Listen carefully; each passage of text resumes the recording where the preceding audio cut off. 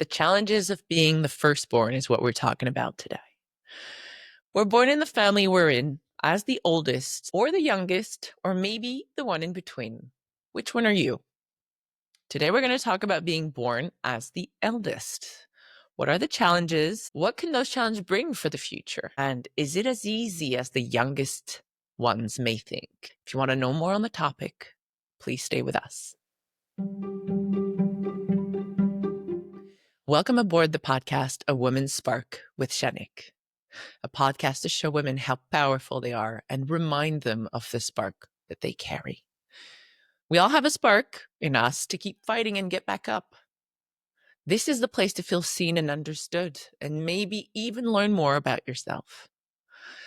This podcast is there to help heal the broken parts in us in order to grow and become the best version of ourselves. We're building a community of women that want to help and inspire one another and lift each other up to be more united. On today's episode, we're going to be discussing the challenges that comes with being the eldest child. I am myself the eldest of a family of 5. Are you the oldest child? Or maybe you're not, but you'd like to learn more about what it's like to be the older sibling? We're going to unpack a lot of information today, so be ready. Here's a little information from the magazine Parents about the youngest, middle, and older child syndrome.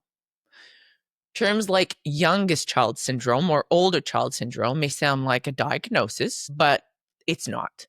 It doesn't refer to a medical or psychological condition. It's not even a clinical definition. It's a term that we observe in children based on the order that they were born into the family. For example, there's the younger child syndrome. It's usually associated with a child that's a bit more sociable, funny, easygoing. That's what we see in the youngest one in the family. While when we look at the oldest child, we often see someone who's more responsible, ambitious, and confident. So they say that usually the oldest child likes to take charge. That's the kind of child they are. While the baby expresses more rebellion, those kinds of vibes. And the middle child usually has a bit more diplomacy and knows a bit more how to compromise. So those are all the little quirks in personality that you'll see.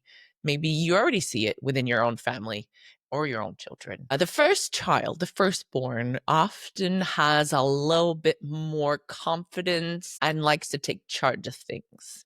What does that mean? Is it all as it appears to be? We're going to find out today with our guest. She's the oldest in a family of 6 siblings. She was very present with her siblings because both of her parents had to work. And we're talking about the 50s, 60s.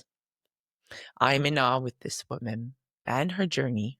She stands up for the causes that she believes in. She travels between Canada and the US to see her family, and she's lifted herself up many times on her own away from her foundation. When we come back, we're going to welcome Hélène Fillon.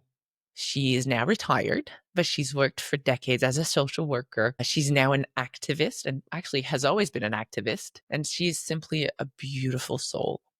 She has a softness to her that you just want to curl up in her arms and you immediately feel at peace. That's the kind of energy and the kind of vibe she has. Let's take a short break and find out more about her after this.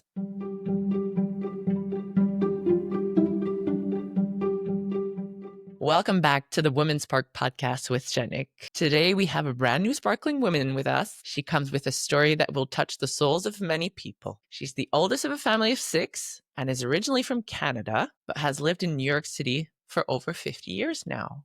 Let's welcome Hélène Fillon. Welcome, Hélène. Thank you, Janik. It's a pleasure to have you on board. Yeah, it's a pleasure to be here with you too. I think you and I have a similar situation in the fact that we're the eldest of a fairly large family. Can we say that? We've discussed a little bit earlier of the path you've had as the oldest child of a family of 6. And I would like you to tell the listeners that are listening to this podcast, what is your journey? What was your journey throughout the start of your formative years as probably a young lady that became a teenager and a young adult? Tell us your journey as the oldest child in your family. So to be precise, my family of 6 children, all of my siblings and myself were born within 8 years. So the difference between us was very small, Yes. mostly a year for most of Wow. us. 6 children in 8 years. I mean, we have a hard time thinking about 3 kids in 3 years, 6 kids in 8 years. Tell us about Yes. that. So my father was an artist and my mother was middle class. She was very happy to marry an artist because I think it gave her a sense of freedom from the constraint of her family. Okay. And she was, I think, very excited about being a mother. She had two miscarriages before she had me, 2 and miscarriages. two miscarriages. And by the time she had me, she was on a roll and she had five more. My father, being an artist, was not a good business person. And eventually my mother had to go to work. That was in the 1960s. Okay. At the time, there was no childcare or very little. There were no after school. There was really very little services for families. Okay, so what would they do for, like, daycare? Who would take care of the children? Normally, it would have been the mom, but who had to take care of the children then? Well, normally you would hire someone to take care of the children, but my mother went to work because they had no money. Okay. So they had no money to hire someone. And I became a caretaker at 13 by default, really.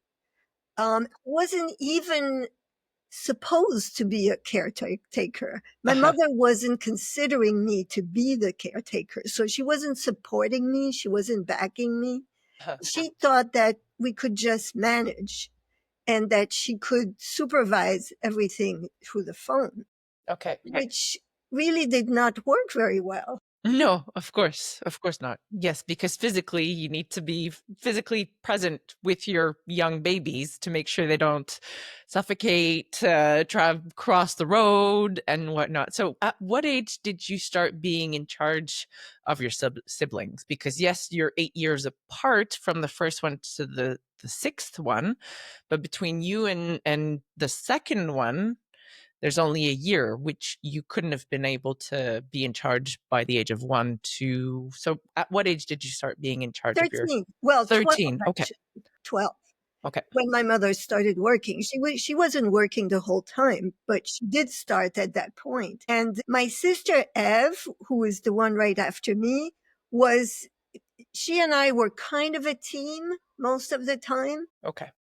but the others were really upset that my mother wasn't there. And they were really upset with me because I became kind of the enforcer of rules as Yeah. much as I could, um, basically so that people would not kill each other or destroy the house. My Yeah. brothers at that point, so it was me, my sister Eve, my sister Isabelle, my brother Pierre, my brother Jean, and my brother Guillaume. Pierre and Jean were at that time 9 and and 8.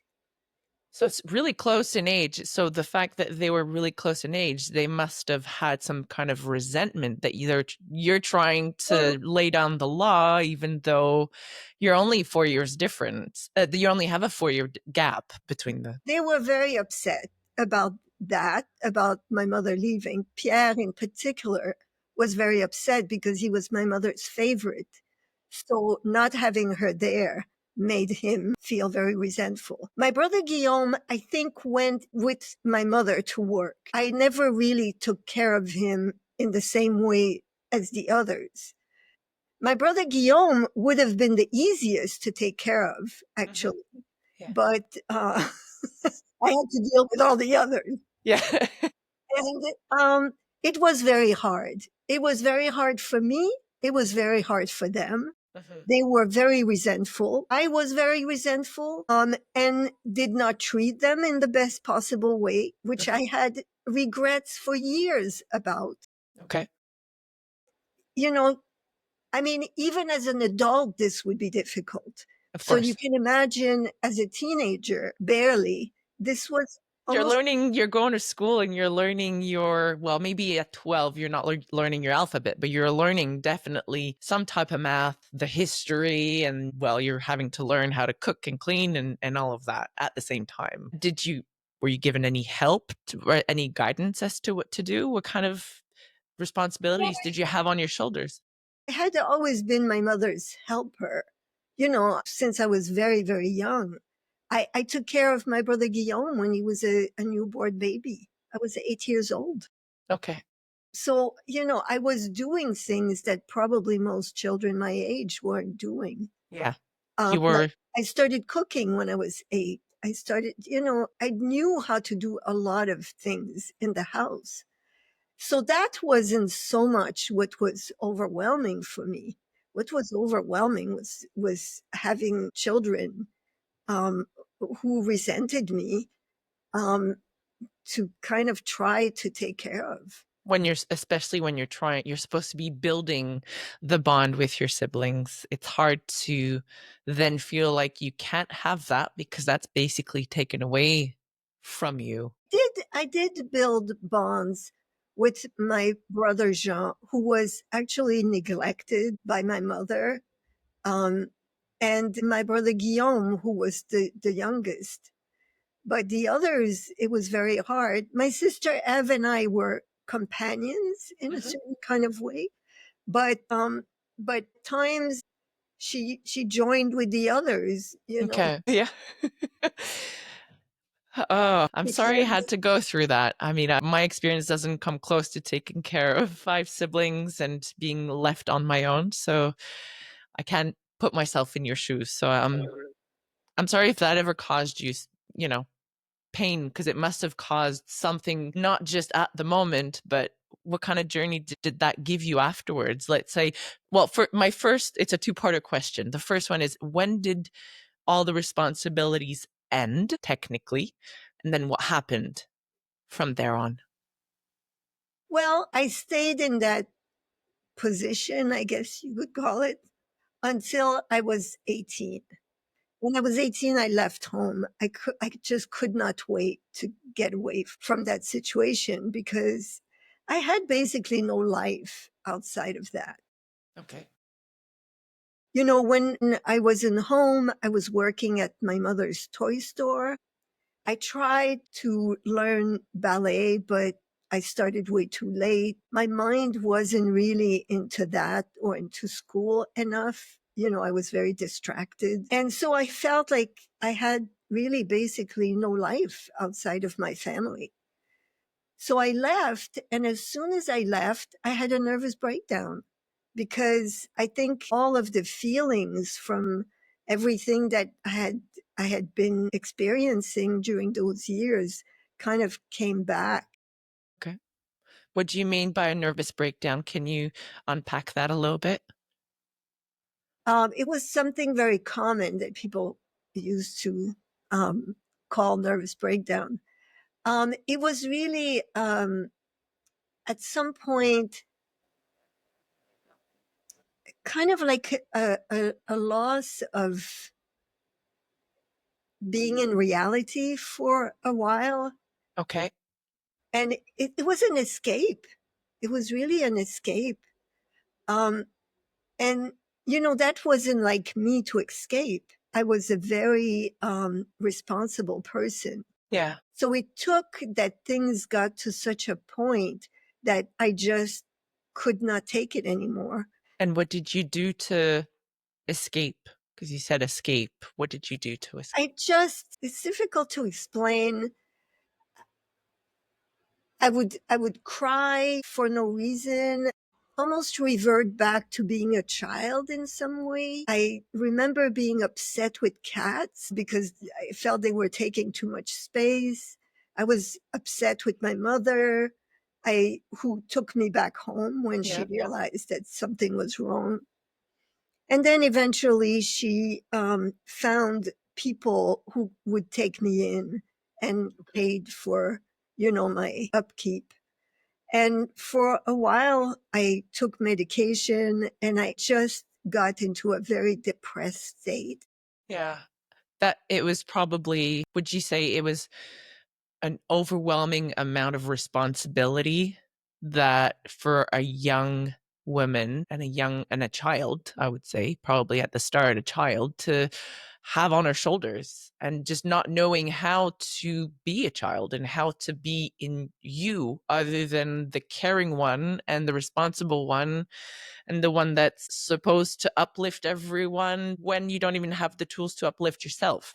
What I'm trying to say is that depression, that nervous breakdown you're talking about, came from that little. I like to think about the inner child. Maybe I should have started with that. I think of the inner child that we are, and all children should just grow up and be taken care of by their parents and loved and raised and shown how the world works without taking anything away from your parents, because I think they gave you what they could with what they had. Yeah, You were basically, what you were shown was to, this is what it's like to be a human. You got to take care of everyone, you got to have responsibilities, and then once that's taken away and you don't have to do that, it's like you don't know how to be anymore, right, right. right? I had become a servant, basically, to my family, and as I said before, I had no life outside of that. That's it. So so everything kind of collapsed for me after I left, and I became very depressed. After the nervous breakdown was kind of an escape, as I said. It was really being living in outside of reality for a while. Mhm, But when I got back to reality, it was utterly depressing. mhm. And that depression went on for a while. It was very hard to live with. How long did that last, would you say? Probably a year, 6 months to a year. Um, and then I got back on my feet as well as I could. And eventually, I had an abortion. That was another very big, actually, a very big thing because For, I realized a how, big thing for you, or a big thing for the family, or for me, for you? Okay. On both yeah, sides. it's not like I didn't want to have children, but I knew well enough what it took to take care of children. And I knew I was far from being ready to do that. So I made the decision to have the abortion. And I remember going to counseling at that point and really like making a decision that if I was going to do that, I needed to make my life be worth something.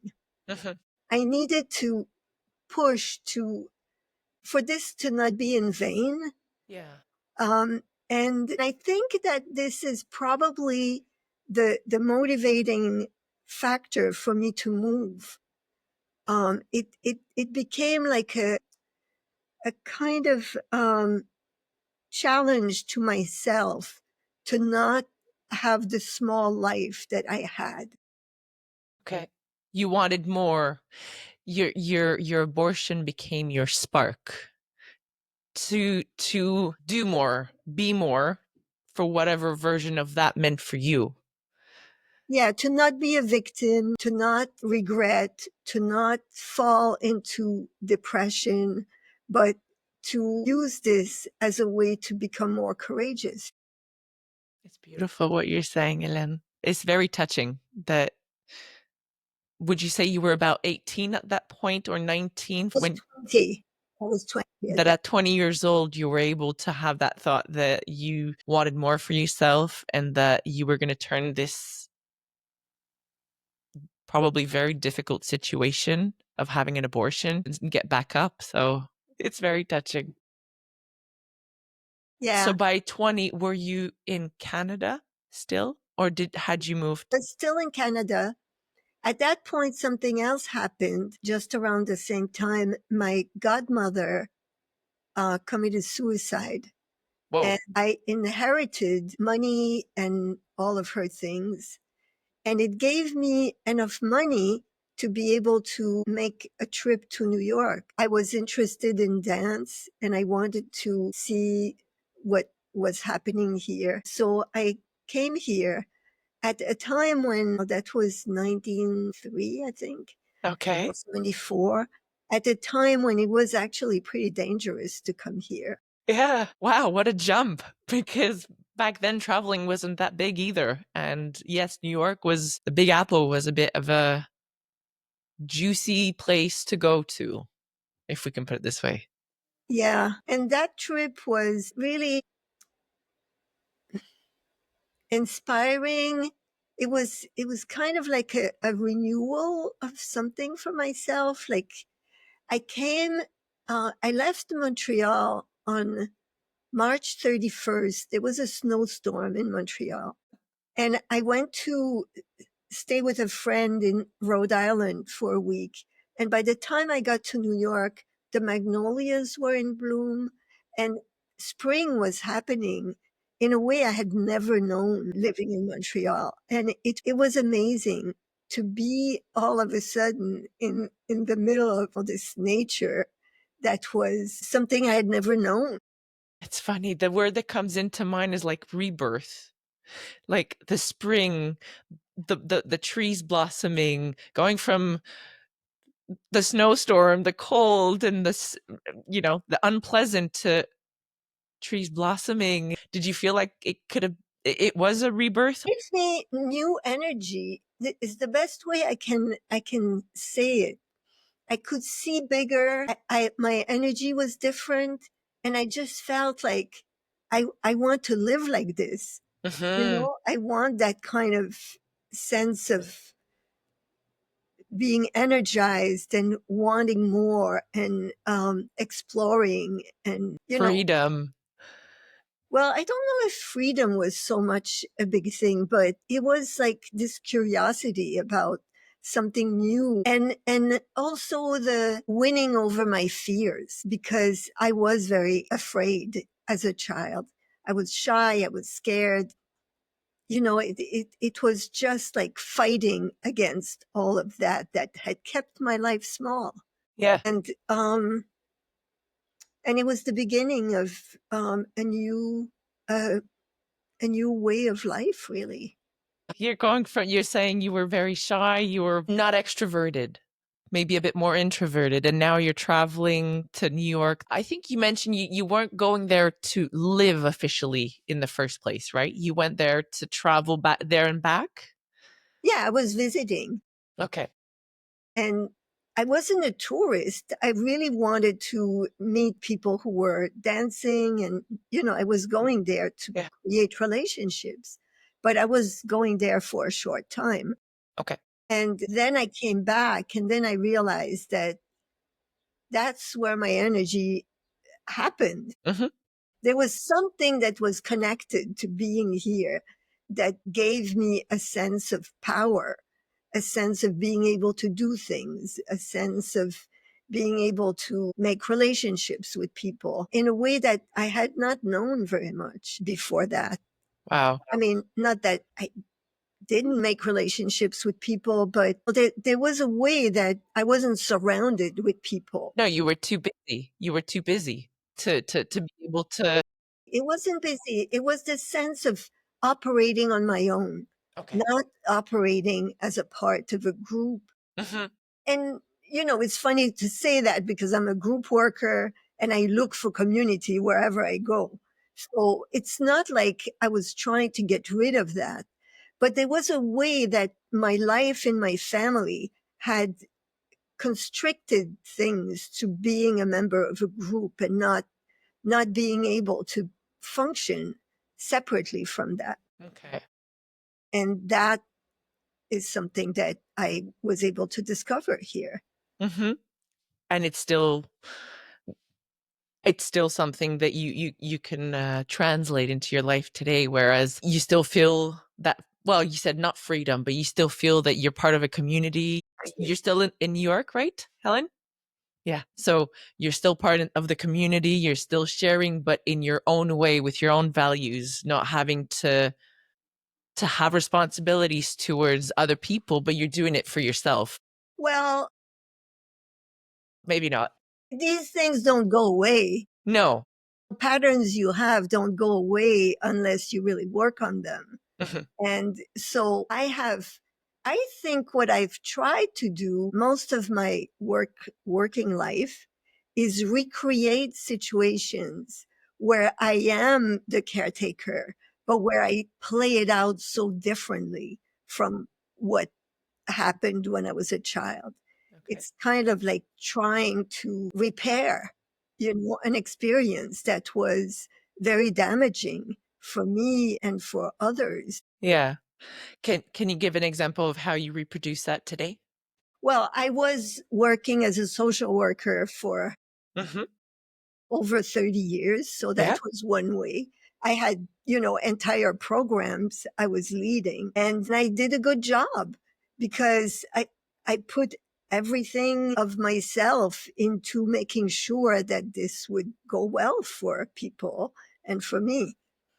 And now I'm leading groups of social workers who want to deal with the climate crisis in a way that the profession is not doing. So it's a way for us to work together to push this agenda at a time when it's so needed. And I'm also a climate activist. If I want to go back a little bit and ask you, having all those responsibilities back when you were a teenager and a young adult, it gave you a nervous breakdown, you found it difficult, you moved to New York to find yourself, but all those years later, um, how do you see your youth and having all those responsibilities today, in the sense that now you've had time to get, to process everything and work and find a community, find your place, find who you are? How do you see it today? Well, I think over time, with a lot of counseling, and a long experience of doing counseling, I have come to realize, my siblings thought that I was very fortunate. They thought that I was privileged because I was the oldest, because I had some time with my parents before they came. Not very much, but still they, to them, being the oldest was a privileged position. And I believe them. I believe that they were right to be angry with me. I believe that they were right to say that I was privileged. And in a way, it was eating at me because I didn't feel privileged. Mhm. And I felt like, my life was really hard because of those years. So eventually I came to see I was not privileged at all. But I think that that's the perception of one person and from one situation, and the perception of the second person from that same event is completely different. And everybody's entitled to their opinion and to their perception, but no one to take away anyone's experience, I find. But when you're the one on top, Mhm. people feel free to Bring you down? or to judge you Yeah. for what they receive, which it makes sense Mhm. in a lot of ways. My siblings felt like this was a horrible situation for them, and they were right. Mhm. But what it was hard for me to see was it was just as horrible for me in a different way. Like that was difficult to come to because their reality was coming at me so much more. Yeah. And being able to communicate that to them as well must not have been easy. In your way, for them to understand maybe you're from where you were coming from. My siblings, up until very recently, could not listen to me, could not, like, I was there to listen to them. Right. That it was a one-way street all the time. How did you stop that? I'm not sure I did. I think it's more, well, with one of my brothers, I had conversations with him about the fact that I was, and I put it that it wasn't him doing something that didn't make sense. It was both of us. I was too much of a listener and he was too much of a talker, and Okay. that we needed to have a more of a balance. And that helped, actually. Would you say that you were able to, because earlier you were talking about resentment between the siblings, how were you able to? Well, change the situation between every one of them? I was not able to change the situation between everyone. This brother was the one I took care of the most. I took him to New York when he was 18. I was 23. And he was, he had dropped out of school. He was drinking, doing drugs, like not in a good position. And I took him with me, and he met a whole group of circus performers, and he became a circus performer himself. So his life started, really, his adult life started at that moment. And it was because of me in a lot of ways that he had the chance to have access to that. Yeah. But that had always been the relationship I had with this brother. So there was less resentment. I mean, he could gang up with the others for sure, but there was much less resentment coming from him than there were from the others. One of my sisters on her own decided to join the same counseling group I'm a part of and asked me about it. I ended up teaching her and a friend of mine this practice. And because she heard me in, the sessions that we were doing together, talk about my childhood, I think at some point she realized that her reality and mine were very different, Mm. that we were both affected by our childhood in a very big way, but very differently.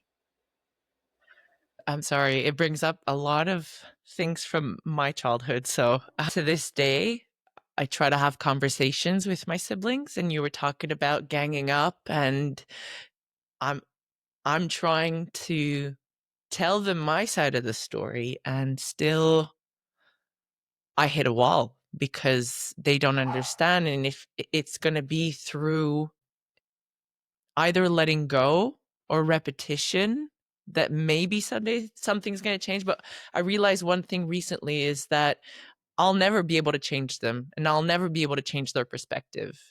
So what kind of relationship do I want to have with them?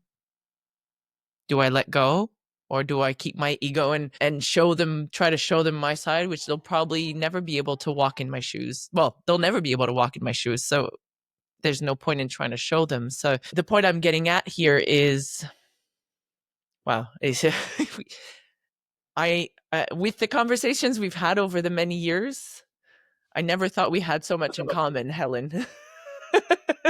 Our path, I don't know if you knew, but I'm listening to you today and I'm like, wow. And I mean, you've known me for what? At least 35 years? And I'm 41.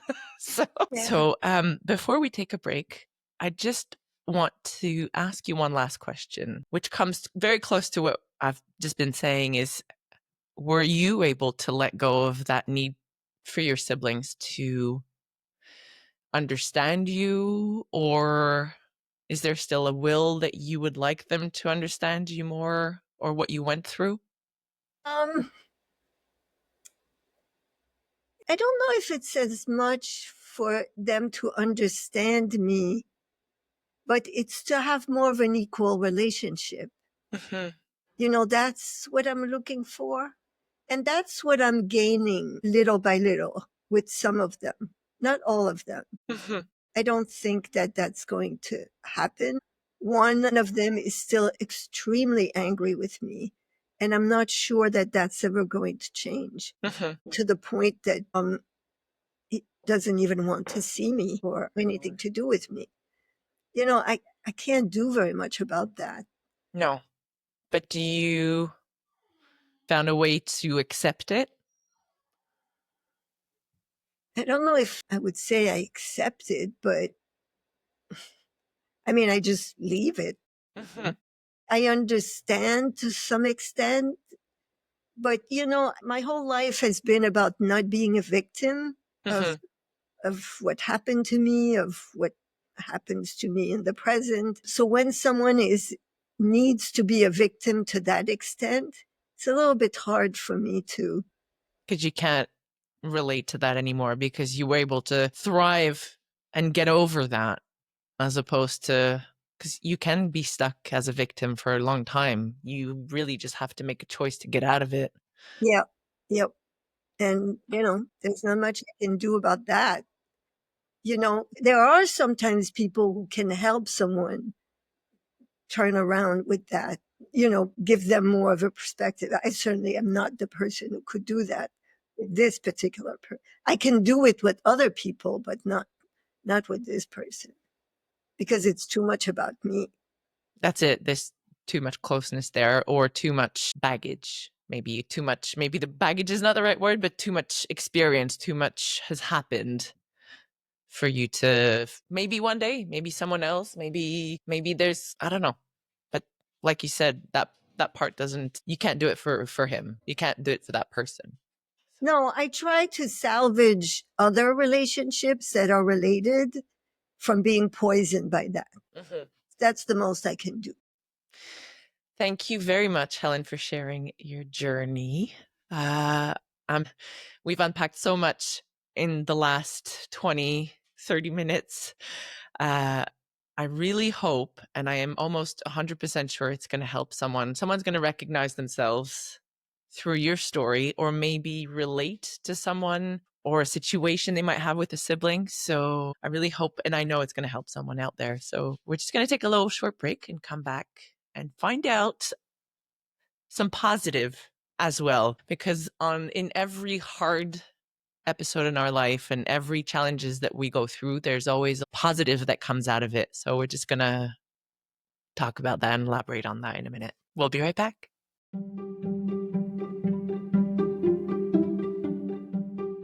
Welcome back to a Women's Spark podcast with Janik. We're here with Hélène today, who, as I mentioned earlier, has worked as a social worker, is now retired and spends a lot of time in her community and also as an activist for causes that she really holds dear to her heart. But she started off her journey as the oldest of 6 siblings, as we mentioned earlier, came with a lot of tough times, a lot of learning, and mostly learning of who she is eventually to become the person she is today. So, hi, Helen. Welcome back.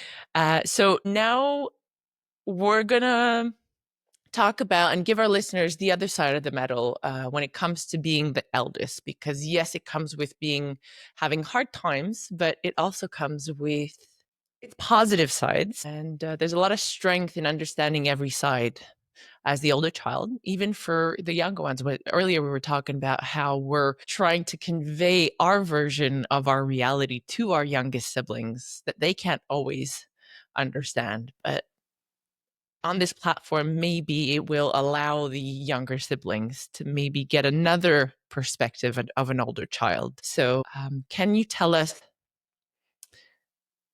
what's the positive that came out of being the eldest child for you to this day?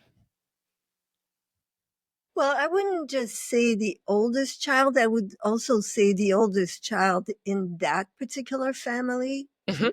and situation. I think I had a real desire to make things go well. It was really important for me to try to have this family function in a way that made sense to everybody. And for things to be, the house was a mess. Things were broken. At some point we had like a stove with maybe one burner working. The door of the refrigerator needed to be held with a chair. Half the electricity in the house didn't function. We had rats in the house. Like it was really intense. And and I think I wanted to try to make things beautiful and try to, like create a situation where people would live well. It was, of course, impossible. I mean, when you talk about rats and chairs holding a fridge, I can see you were being very creative. But it was something that was always with me. Yes. And that, didn't really go anywhere when I was a child. But as I became an adult, this desire to make things right stayed with me. And this is how I became a social worker. I worked in in the community where I live. And I didn't do the type of social work that people usually think of when somebody mentions they're a social worker. I was a group worker. I became a group worker. Mhm. And I worked in programs in schools where young people could go after school, could have summer camp, and where we hired a number of young people who were part of the community. Many of them over the years were people who had gone through the program and understood the philosophy and the values and how it functioned. So we had very strong programs. And that was, to me, like I worked amazing numbers of hours because it was so important for me for this program to run well. Mhm. I was willing to do whatever it took for that to happen because, in a way, I was repairing something for myself. I was fulfilling and I was repairing something for myself that Mhm. I was never able to have in my childhood.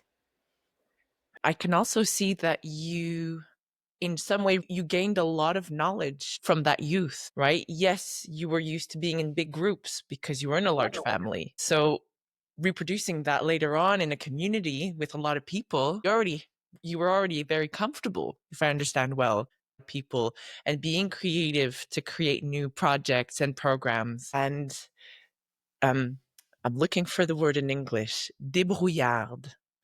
Débrouillard is the word in French where it's creative, but you create out of not thin air, but you create from very little and make something amazing and beautiful from very little because you learned very early on to find solutions to problems and Mhm. be creative. And Well, I certainly didn't feel that way. but if today you're saying you were a social worker, you're an activist, and you were creating programs for large Yeah. groups, I, no, I there's a mean, correlation. when I was a child, I didn't feel like it was hard to see that I could do much of anything because the challenges were so big that it was impossible to really meet them.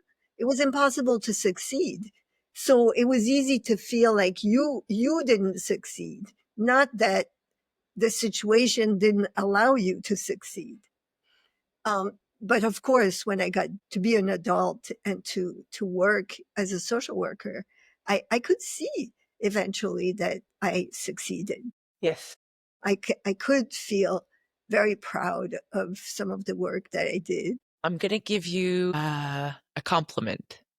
Haven't known you for a long time, but also being the eldest myself, you have a calmness to you, a very caring nature, which has to come from those years, which has to come from you caring for everyone. But from the moment I met you, you were the calm, peaceful energy that I could move towards and feel safe immediately. And that is something positive, probably, that came from your background, but that you transpire even to this day, that Thank you. is not around everyone in your family. I love them all very dearly, but I can say that you have this very, very calming and soothing energy.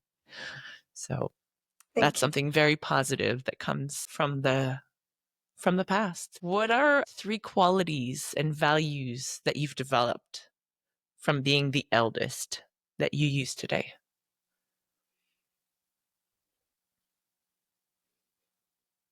I think I'm I'm someone who is courageous, and I think I was a way that maybe I couldn't recognize at the time. Um, I'm very persistent, and I am a very loving person. Yes, that's true. And would you recommend moving away as a solution to for someone who has lived a similar situation as yours, or maybe not close to it, but some where they've had to take care of their siblings? Would you recommend moving away, or was that? That's a difficult one, because you pay a huge price for that too, to always be between two worlds, which is really the situation of anybody who's an immigrant. You don't belong totally to the world you're in, but you don't really belong anymore to the world you came from. So it's a very big price to pay. It has a lot of strengths too, but it's not something to do lightly. You know, How another did you way, find your way of belonging then? Because it's important to feel like you belong somewhere, but you've just said it's that hard, you doesn't don't. mean you can't belong. It means that culturally you will always be different. Mhm. You will never be you'll never be fitting in perfectly. Yeah, okay. And that's not the same as belonging. That's a lot of strength to it takes a lot of strength and courage to be in those two worlds, and that'll be probably a different conversation with a new guest because yeah, immigrating is a completely it's a different ball game as well. But it takes a lot of courage to move and find your way to belong within yourself. I mean, this has two sides to it too. I have a perspective on the world that few people have because I belong to two worlds. Yeah. At the same time as I don't maybe fit in perfectly, I have the perspective of more of the world than most people. So it's not altogether a negative thing, but it is not something to do lightly. No. Think about it before you do it. In terms of moving, if you've Or, I mean, at the time when I did it, it was also life was so much cheaper. It was easier to do that, Mhm. much easier. Borders were not what they are now. Mm. It really was a different world altogether. Um, I I wouldn't. You wouldn't recommend it. Well, I mean, some people just need to run away. I know I ran away a little bit when I went traveling and found my path, my way of being and who I needed to be and my freedom that you were describing earlier. But yeah, I came back, but it's everybody's it's exactly what you said. It's not to take lightly and to reflect on and see where you want to continue because at the end of the day, you're living with yourself till the end of your days. That's it. There's also different ways of going away. You know, Yeah. it doesn't mean. I mean, mine is a little extreme. It's not extreme. It's your path. It's your path and What I mean is, in all of the option, mine is an extreme one. yes. Yes. There are other ways that people can make some space between them and their childhood Yeah. that are less big than mine. Drastic. Yeah. On the podcast, yes, we've talked about your journey, the harder part, the positive parts, but I like to give listeners something constructive to leave with. And I know you're very, proactive in what you've done in your lifetime. So, you got involved with some nonprofits and so on. But what is one goal you'd like to achieve? What's a giving back, pay it forward kind of thing that you would like to give back to the community or for yourself?